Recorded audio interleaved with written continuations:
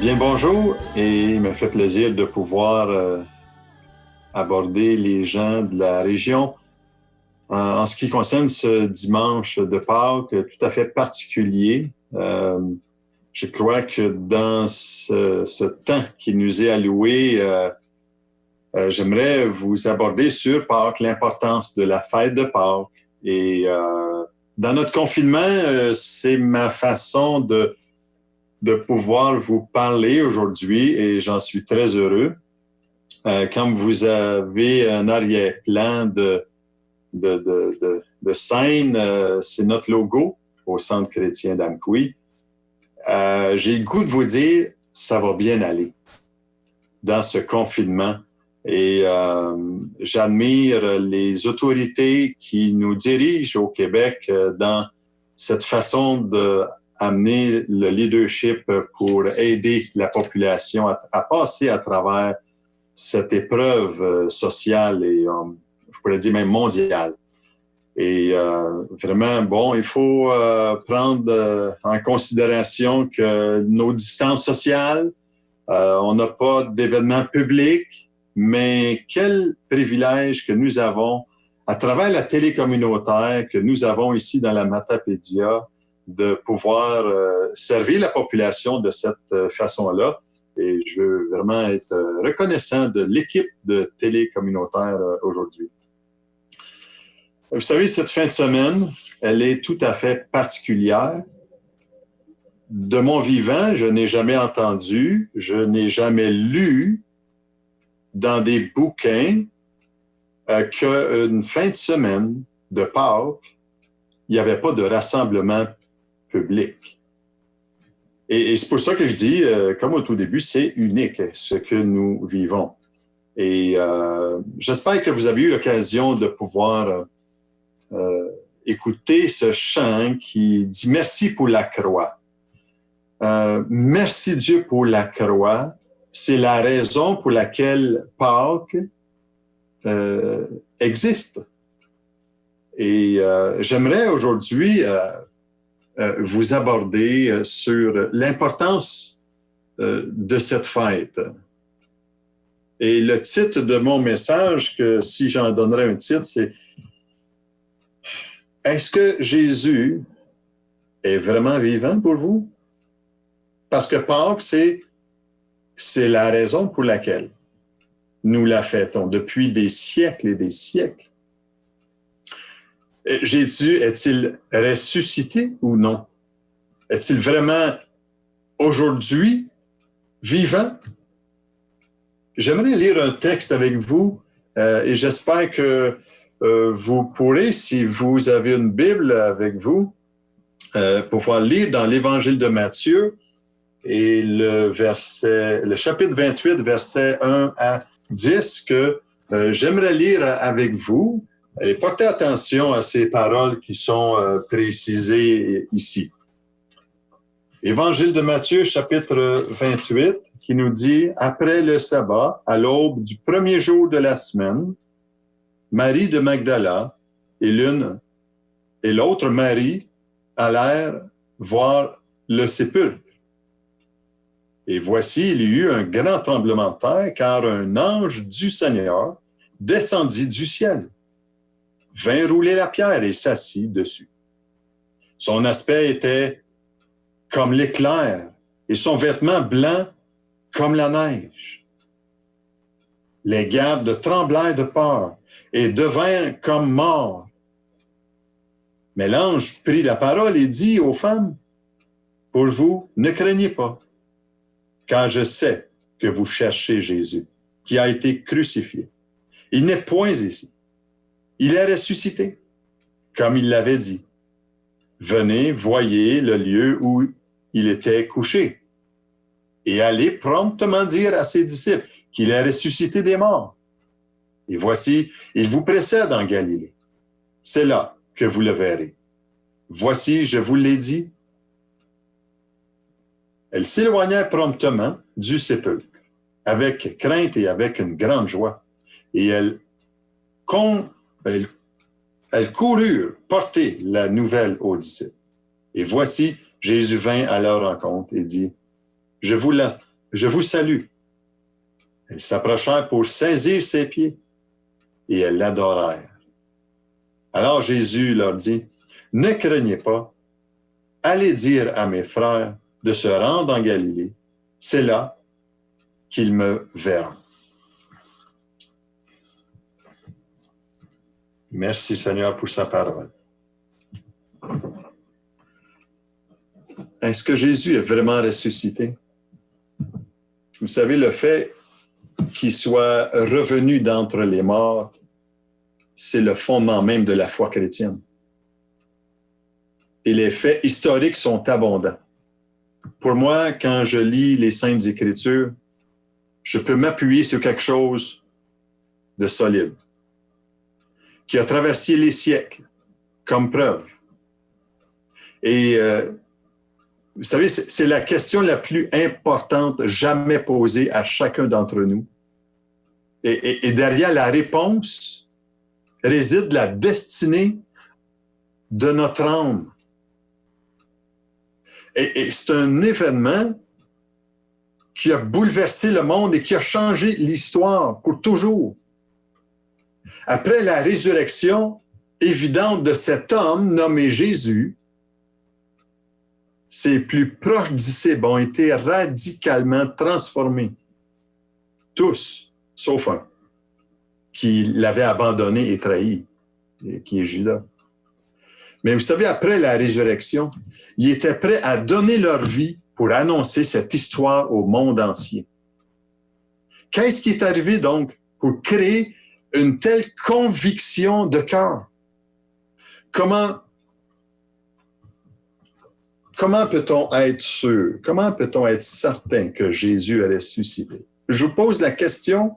Je me suis posé la question longtemps passé et j'aimerais répondre par la grâce de Dieu avec des preuves en m'appuyant sur des faits et des témoignages. Vous savez, la Bible, j'aime en parler, c'est pas un dictionnaire. C'est pas un traité de l'histoire antique, la Bible. C'est pas un manuel de psychologie déguisé.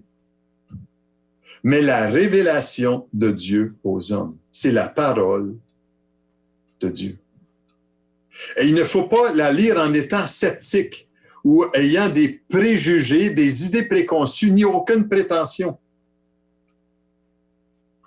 Par la Bible, le Tout-Puissant se fait connaître à l'âme humaine. Il veut le révéler aujourd'hui à toi qui entends ma voix. Mais pour recevoir, vous et moi avons besoin d'être disposés comme ayant le cœur d'un enfant. Sinon, ça te sera caché. Les Écritures nous disent, toute Écriture est inspirée de Dieu et utile pour enseigner, pour convaincre, pour redresser, pour éduquer dans la justice, dans 2 Timothée, chapitre 3, verset 16. Et la Bible, vous savez, est un livre vivant. C'est la parole vivante. Il y a de la sève qui coule de son inspiration et ceux qui ont l'esprit bien disposé peuvent grandir dans leur foi. Je te pose la question ce matin, durant ce jour de Pâques, est-ce que la résurrection du Fils de Dieu est importante dans ta vie? Dans quelle mesure y crois-tu? Et pourquoi y crois-tu? Vous savez, la nature humaine a beaucoup de difficultés à croire ce que nous ne voyons pas. Par contre, à croire dans la résurrection de Jésus-Christ. Pourquoi? Je vais vous donner une réponse. Parce que la révélation de la résurrection ne vient pas de notre raison, mais de la foi dans celui qui un jour est venu. Et cela est écrit, cela est prouvé. Et si je vous disais aujourd'hui que Christ n'est pas ressuscité, qu'est-ce que vous penseriez de la foi en Dieu? Sur l'authenticité de la parole de Dieu, sur le pardon de nos fautes et la libération de notre âme. Ou est-ce que vous seriez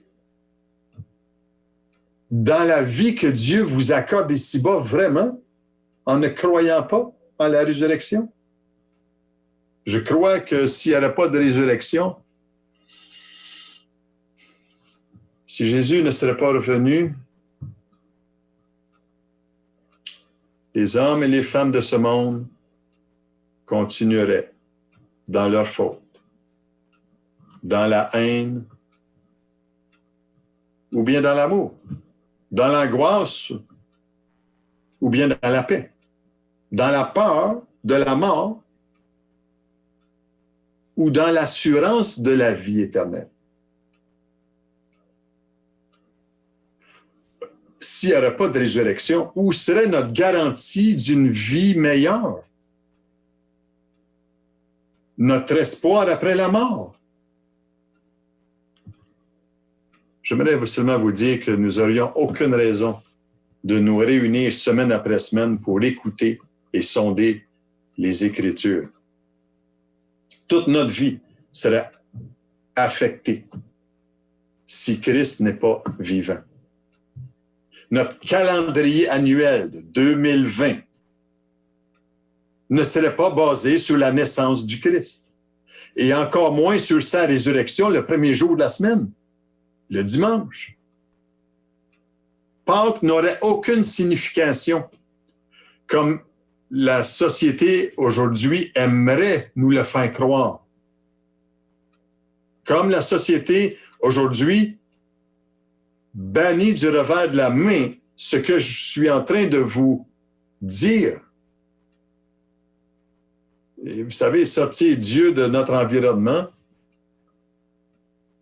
ça ne serait pas long où il y aurait le chaos qui prendrait place dans notre monde, que l'angoisse envahirait notre monde.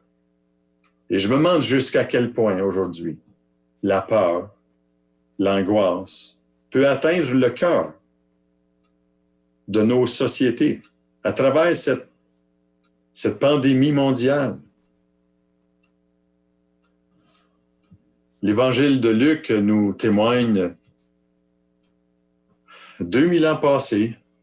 Il a été écrit ceci dans l'Évangile de Luc, chapitre 21, versets 25 et 26. Je crois dans les Écritures. Ça nous dit ceci: il y aura des signes dans le ciel, dans la lune et dans les étoiles. Et sur la terre, une angoisse des nations qui ne sauront que faire au bruit de la mer et des flots. Les hommes rendront l'âme de terreur dans l'attente de ce qui surviendra pour la terre, car les puissances des cieux seront ébranlées.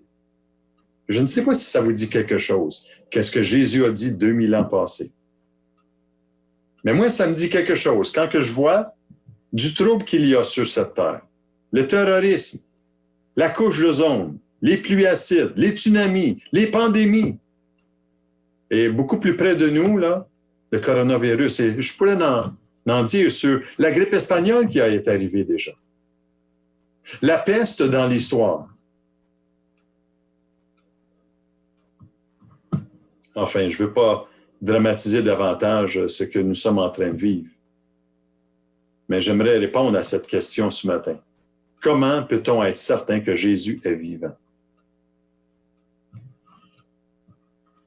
Étant jeune, il y avait un poster dans ma chambre que ma mère m'avait donné et je l'avais mis derrière la porte. Et il était indiqué ceci, et je vous montre actuellement le vidéo à ce sujet. Pas le vidéo, mais le PowerPoint qui dit ceci. Et je vous le montre là.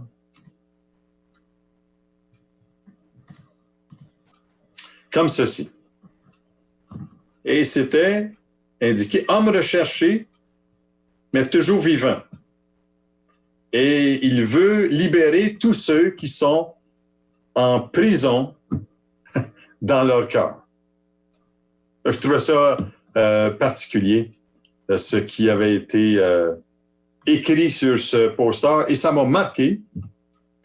Je voulais absolument trouver cet homme qu'on disait toujours être mort, mais qui déclarait être vivant.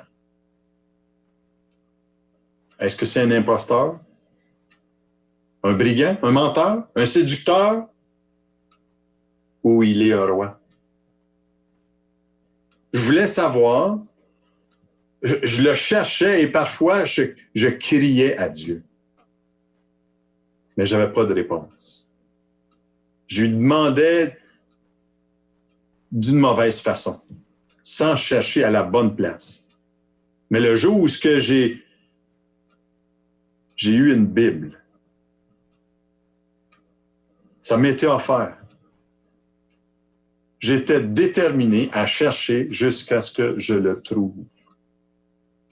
Et vous savez, l'interrogation que nous devons avoir pour savoir si Jésus est vivant n'est pas seulement de recevoir l'information de faits historiques et archéologiques. C'est bon, je ne veux rien enlever à ça. Mais j'aimerais vous dire, vous savez, je pourrais vous prouver, en faisant des recherches archéologiques, sur les faits archéologiques ce matin. Et pourtant, vous seriez encore loin de croire que Jésus est vraiment vivant. Pourquoi? Je le dis pourquoi. Parce qu'il y avait ça dans ma vie avant. Parce qu'il y a dans notre esprit un blocage que seul celui qui est revenu à la vie peut débloquer. Et je crois que Jésus est le seul personnage de l'histoire qui peut répondre à cette question-là.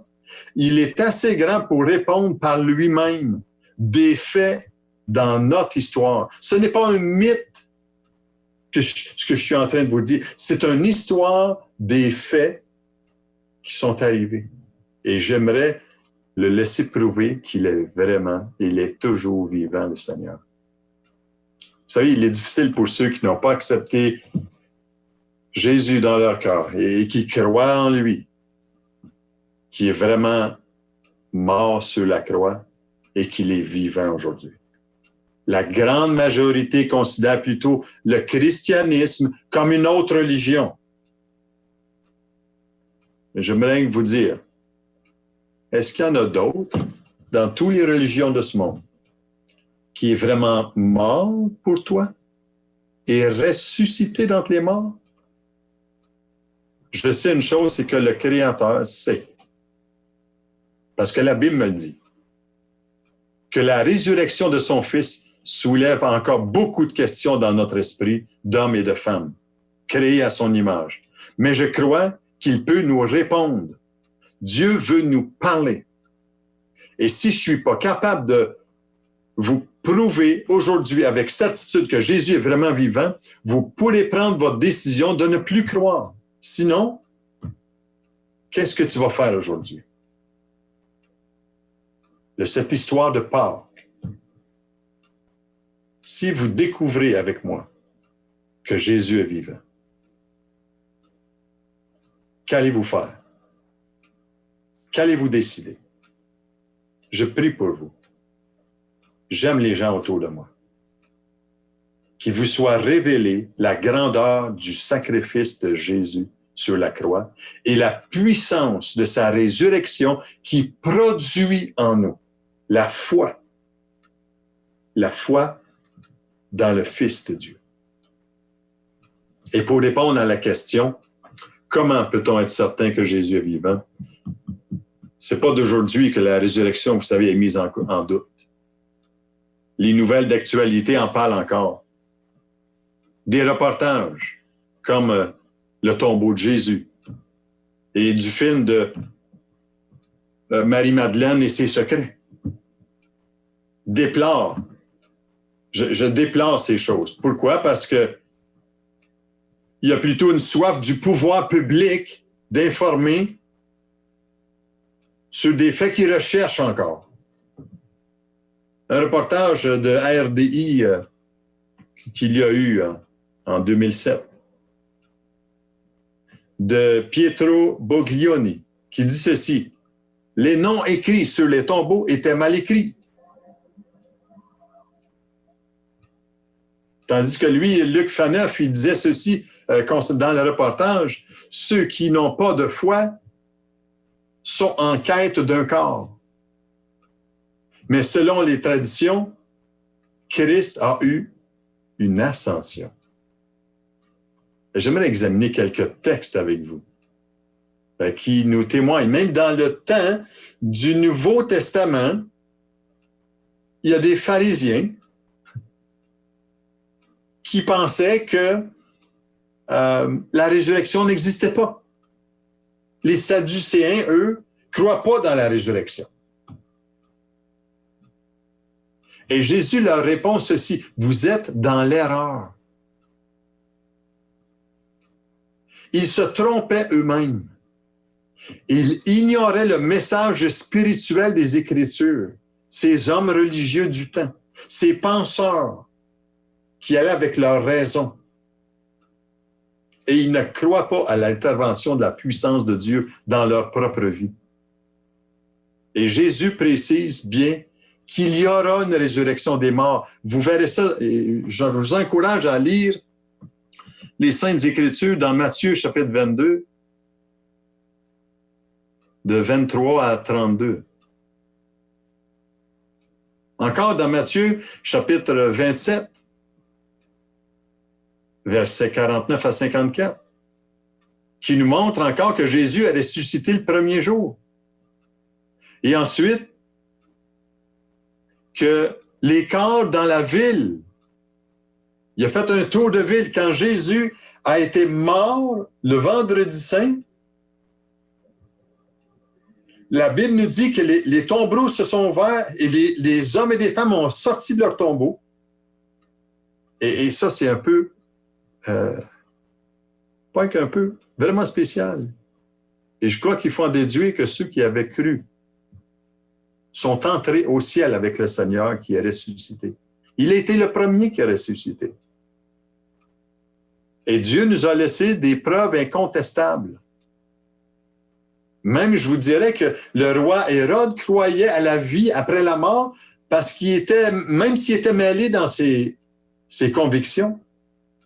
Il dit dans l'évangile de Matthieu, Hérode, il dit en ce temps-là, Hérode, le tétrarque, ayant entendu parler de Jésus, dit à ses serviteurs, c'est Jean-Baptiste. Il est ressuscité des morts. Et c'est pour cela qu'il fait ces miracles-là. Voyez-vous, dans l'évangile de Matthieu, Marc, Luc, Jean, il nous est témoigné plein de faits. Et je vous encourage à lire les Saintes Écritures. Le tombeau était gardé, vous savez, après sa mort par des soldats romains. Et s'ils ne gardaient pas le tombeau, ces soldats, s'ils ne gardaient pas le tombeau correctement, leur condamnation à mort les attendait. Et pourtant, c'est arrivé. Vous lirez dans Matthieu, chapitre 27, versets 62 à 66. D'autres preuves encore. Jésus est apparu à ses disciples dans Jean, chapitre 20, verset 19. Thomas était absent à ce moment-là. Et le soir de ce jour, chapitre 20, verset 19, la Bible nous dit cela. Le soir de ce jour, qui était le premier de la semaine, les portes du lieu où se trouvaient les disciples étaient fermées, à cause de la crainte qu'ils avaient des Juifs. Jésus vint, se présenta au milieu d'eux et leur dit, « La paix soit avec vous. » Wow! À cet événement-là, Thomas n'était pas là. Et ce qui m'étonne, vous savez, même un disciple, à ce moment-là, qui n'était pas présent, qui n'a pas vu.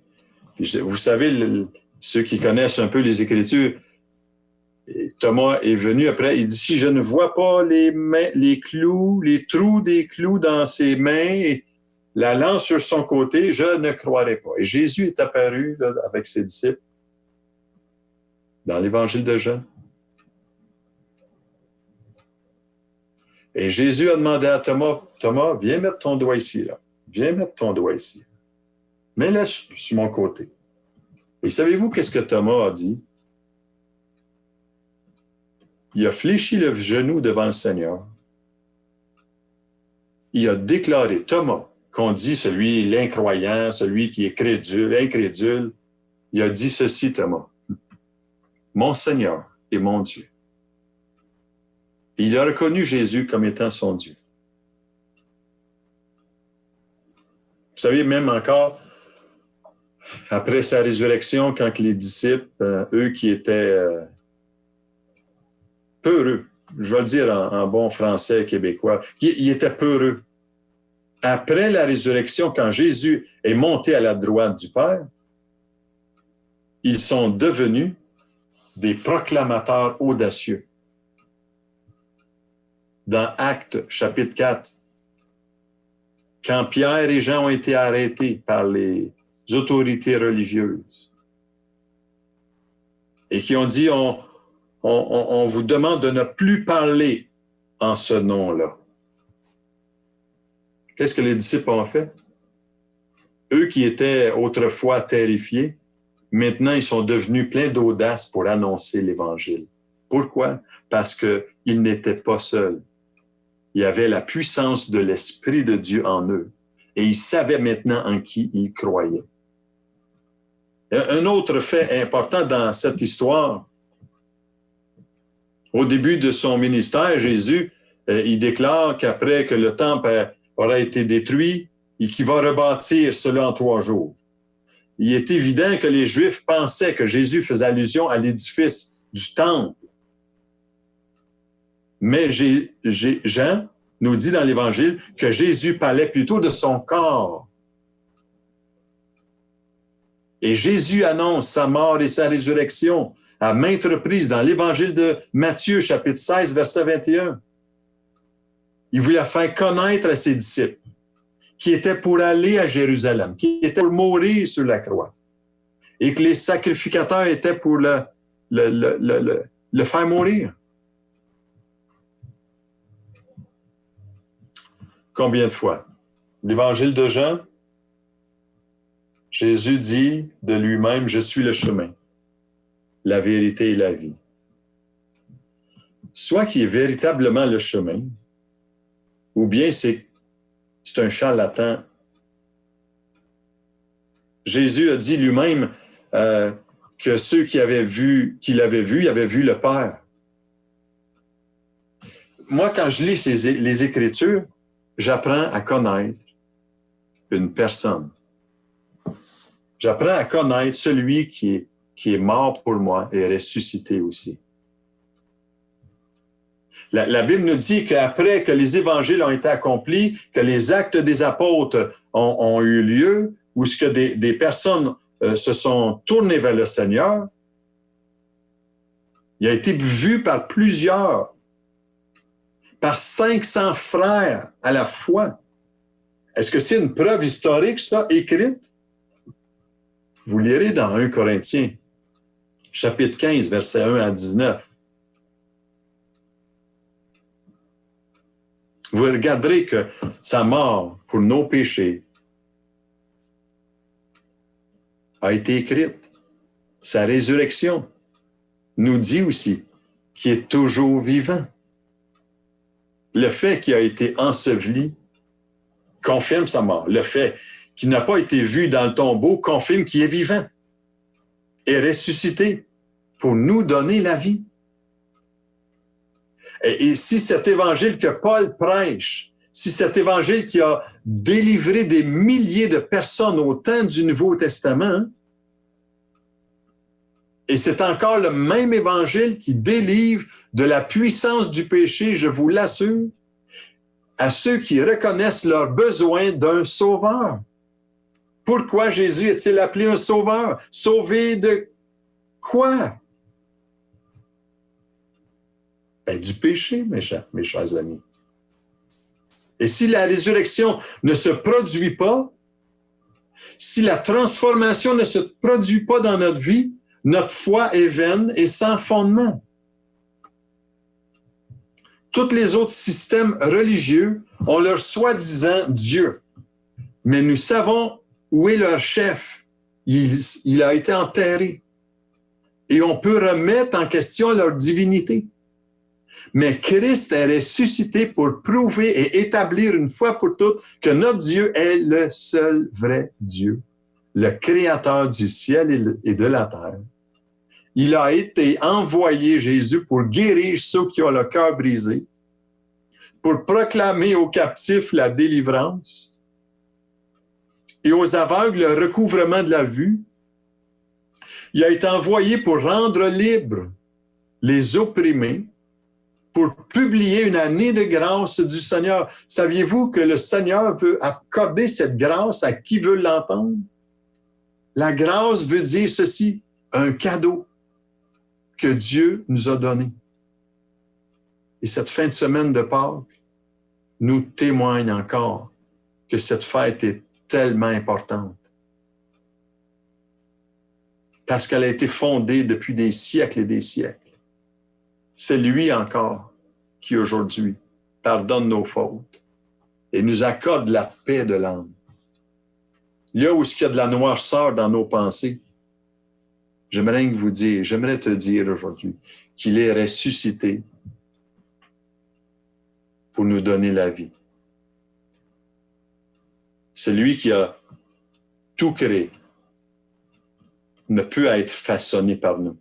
Je ne peux pas me faire un Dieu à mon image. Je dois m'incliner devant le Dieu qui m'a créé à son image. Et le Dieu que nous adorons, il est vivant. Ce matin, pensez-y bien. Soit que vous croyez que Jésus est ressuscité des morts et que vous l'adorez, ou soit que c'est quelqu'un d'autre que lui. Si Jésus-Christ n'a pas dit ce qu'il a dit, si l'apôtre Paul a compté des choses au sujet de Christ qui sont pas vraies, si l'apôtre Pierre a proclamé que Christ est ressuscité et qu'il ne l'est pas, qu'est-ce qu'on fait ici? Je perds mon temps. Si Jésus-Christ n'est pas vivant, mes chers amis, les gens n'ont aucune assurance de la vie après la mort. La vie chrétienne, ça vaut pas la peine si Christ n'est pas vivant. On pourrait se demander si Christ est vivant,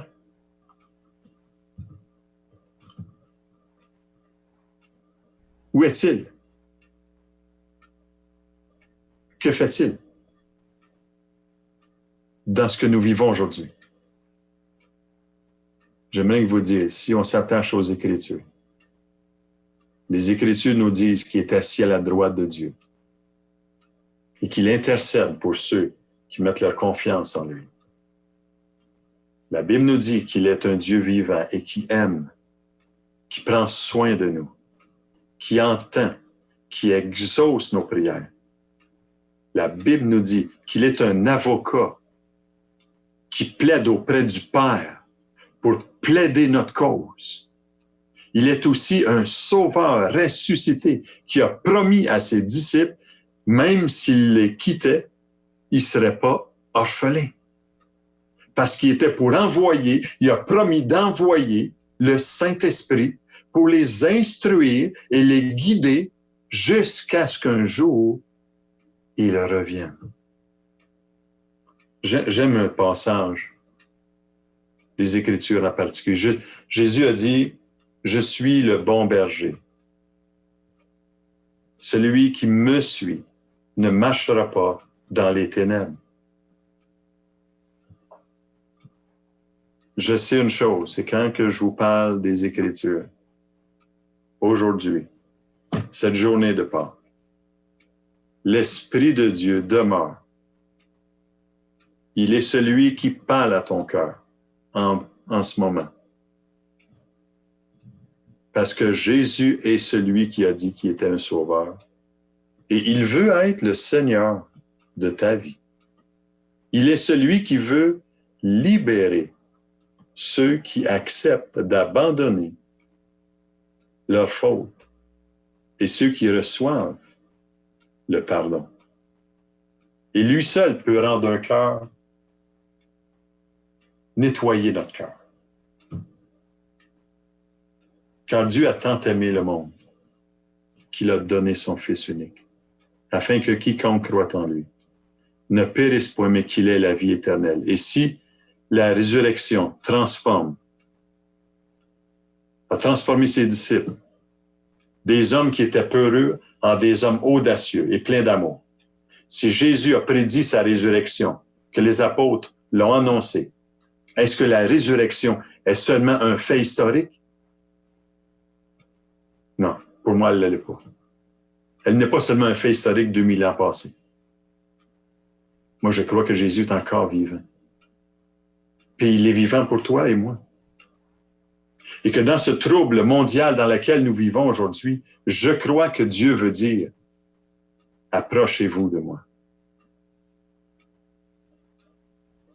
S'il y a une chose, les Écritures nous enseignent, c'est bien de s'approcher de Dieu. Et si vous et moi prenons une décision de s'approcher de Dieu, la Bible nous dit, et il s'approchera de nous. Parce que Dieu s'est déjà approché 2000 ans passés dans l'histoire. Le Testament nous le dit. L'Ancien et le Nouveau Testament nous le dit. Et Jésus veut écrire sur ton cœur, sur mon cœur, que son Fils est mort. Dieu le Père veut écrire cela sur notre cœur. Il est mort pour nos péchés, mais qu'il est ressuscité pour nous donner la vie éternelle. J'aimerais vous dire, en terminant dans cette journée, ce que je vous partage là, je l'ai vécu. Et quoi de mieux que de partager qu'est-ce qu'on vit, qu'est-ce qu'on a vécu. Oui, je vous prêche l'Évangile aujourd'hui. Mais avant tout, j'ai fait cette expérience de la mort de Christ. Je sais pourquoi qu'il est mort. Et je sais pourquoi qu'il est vivant. C'est pour que sa parole pénètre notre cœur. Un jour, j'ai fait cette prière et j'aimerais vous laisser avec cette prière. Et par la suite, il y aura un chant qui sera diffusé. Je vous encourage à pouvoir juste prendre une pause. Juste faire une petite pause en ce dimanche. Faisons attention à toutes les activités tellement qui peuvent nous désorienter aujourd'hui. Prenons une petite pause à Pâques. Et je vous encourage avec ce chant qui aura lieu de pouvoir vous confier dans le Seigneur, de vous approcher de lui. Et si vous aviez le goût de m'appeler, appelez-moi. Ça me fera plaisir de parler avec vous. J'aimerais prier avec vous en terminant et par la suite, il y aura ce chant.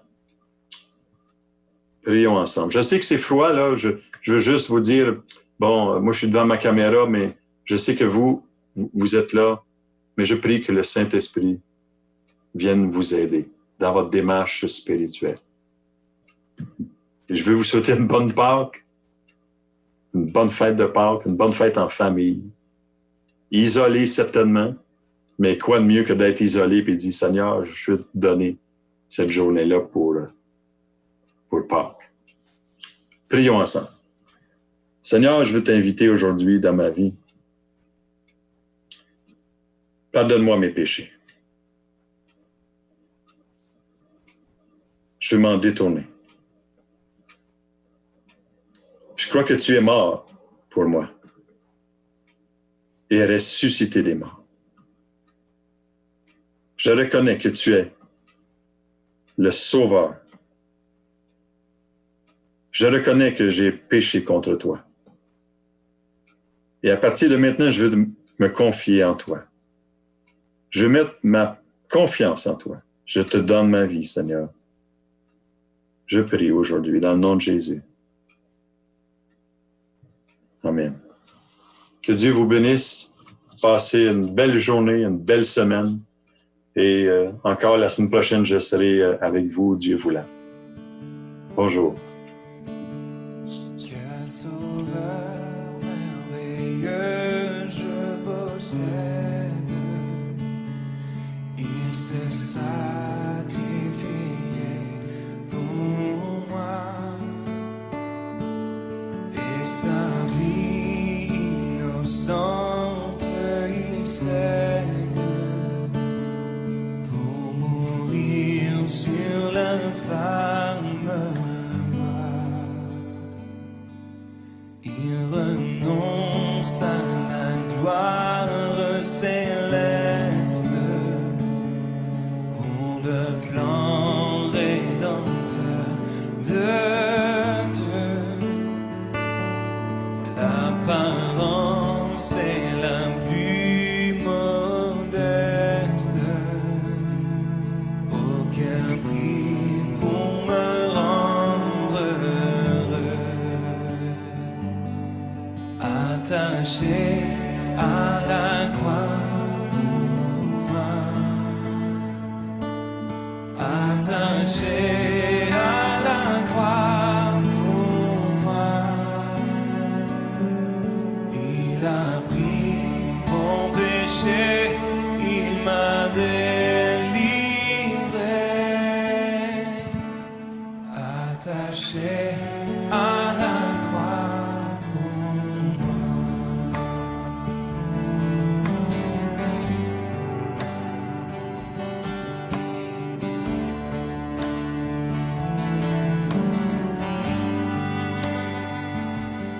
Maltraité, innocent pour ma vie, pour mes iniquités brisées, déchargé de mes maladies,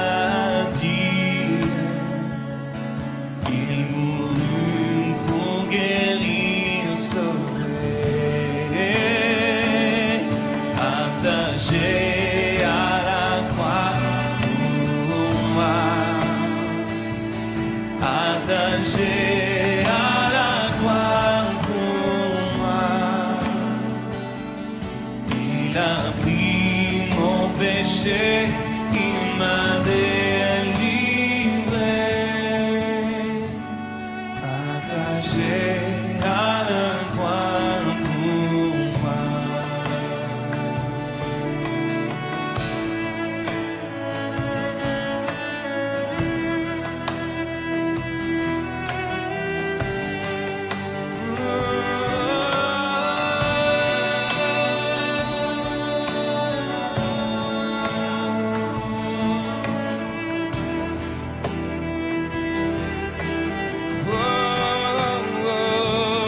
Attaché à la croix pour moi. Attaché à la croix pour moi. Il a pris mon péché, il m'a délivré. Attaché à la croix pour moi. Il a pris mon péché,